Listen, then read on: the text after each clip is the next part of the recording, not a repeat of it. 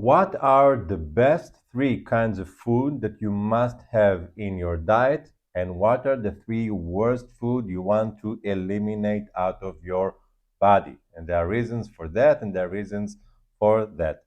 The three best foods are good source of protein. The second is good fats. There are also bad fats that we don't want to eat. And the third is veggies. And I will explain everything exactly why. And then I also will tell you about the three worst foods that you don't want to have. So, first of all, good source of protein. So, if you're eating protein that is being made from animals, you have to take care of the source. So, for example, if it's turkey or chicken, it has to be cage free. And if it's beef, it has to be grass fed beef. Just a small example, if you're eating a grass fed beef, it's okay to eat the fat. If you're eating not a grass fed beef, don't eat the fat because all the toxins of the animals of the beef is being stuck in the fat, exactly from the same reason that we are eating keto diet, because you're using fat. Okay, otherwise the body is storing toxins in the fat. We'll talk about this later, but it's the same principle as you see. And also pork, you want to see that you have a very good source of pork. Very, very important. If you're a vegan or a vegetarian, you can have, of course, if you're a vegetarian, it has to be a cage-free eggs of a chicken or even a duck. It's great, no problem. If you're a vegetarian, you have to take care that the protein is from a very good source in the sense that it is organic, because want to the legumes to have some kind of toxin in it, and also you want to sprouting it. It's very, very important. Then all the phytonutrients that exist in the if it's I don't know if it's a lentils, for example, it's a lentils. So all the good nutrients, the phytonutrients, are starting to merge out from the lentils. So this is very, very important. Okay. Next, fats, very important. The good fats, and you want to have a lot of fat because this is your source of fuel, not carbs, as I talked before. Then later on, I will explain why. So you want to have extra virgin olive oil, avocado oil, MCT oil, coconut oil, grass-fed butter, and also ghee, which is purified butter. So this is the sources, very, very important, because this is going to be the fuel of your body and not glucose. So good fats. Third one, veggies. You want to have many, many kinds of veggies, all the sizes, all the colors. There are some new exceptions like nightshade vegetables that I will explain a little bit more later, and also it's not exist in your diet. But beside of that, it's great. First of all, it has fiber, and fiber, this is the parabiotic, or let's call it the food for the good bacteria in your gut.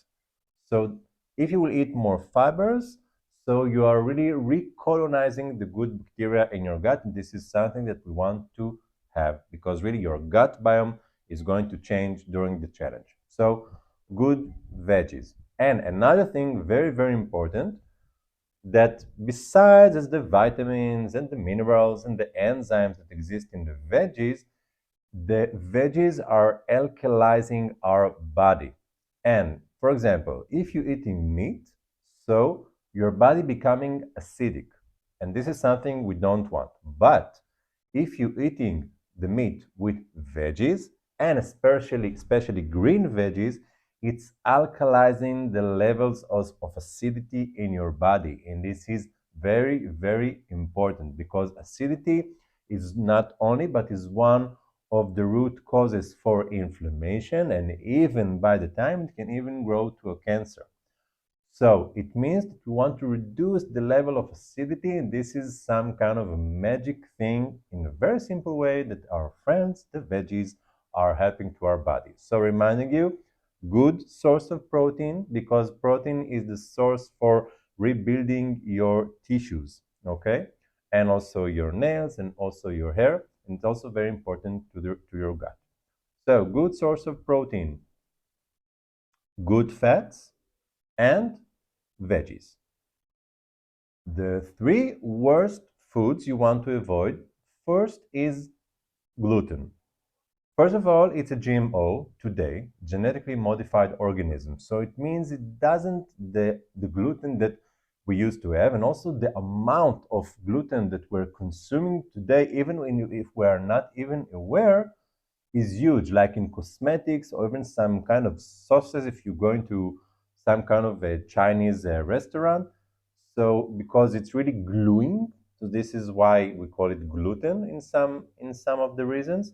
And this is something that really breaks down your gut. It really makes some kind of holes in your gut. And then there are much more toxins that are going to some places in your gut that they are not supposed to do, and it's creating inflammation. There are many reasons for that, okay? For not eating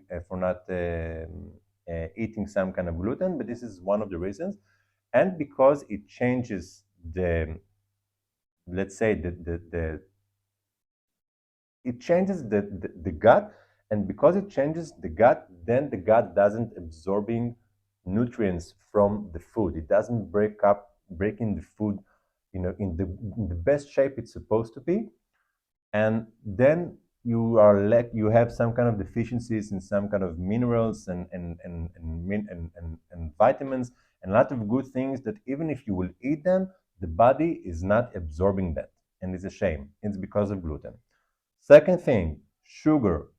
Sugar, also we can talk about insulin resilience and stuff like that, and diabetes and a lot of things, but the thing is to understand about sugar, that the sugar is mainly the fuel for most of the people that are eating, let's say, a classic Western slash American diet, which means sugar or carbs. It doesn't mean that only when you're eating some kind of a candy you're consuming sugar, but if you're eating even a potato or even a slice of bread or pasta, so the body is taking the glucose from that kind of carbs, and this is what makes it the fuel and by the fuel of the body. And by the time it changes the gut biome, the bacteria, and if it changes the gut bacteria, by the time it can create some kind of autoimmune conditions. And this is something that is really important to understand, that this is because of sugar, and this is why in our challenge we're trying to make this kind of metabolic transformation from consuming sugar to consuming fats as the source for energy in our body, and it just works. The third kind is processed food. Processed food is something you can say that your body doesn't know what it means.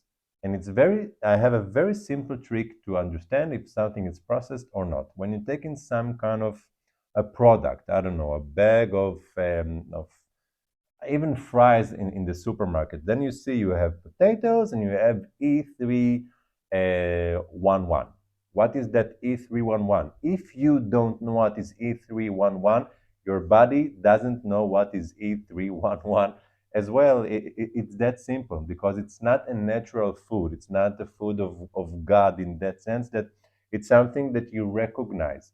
If you don't recognize it, it's something that is chemical, and if it's chemical, it means toxins that start to stay in your body for a longer time. And if your liver is a bit sluggish and not in the best condition, so all the time these toxins are remaining in your body. So again, reminding you, gluten, sugar, processed food. Now, I want you to write me down in our platform in the healing market.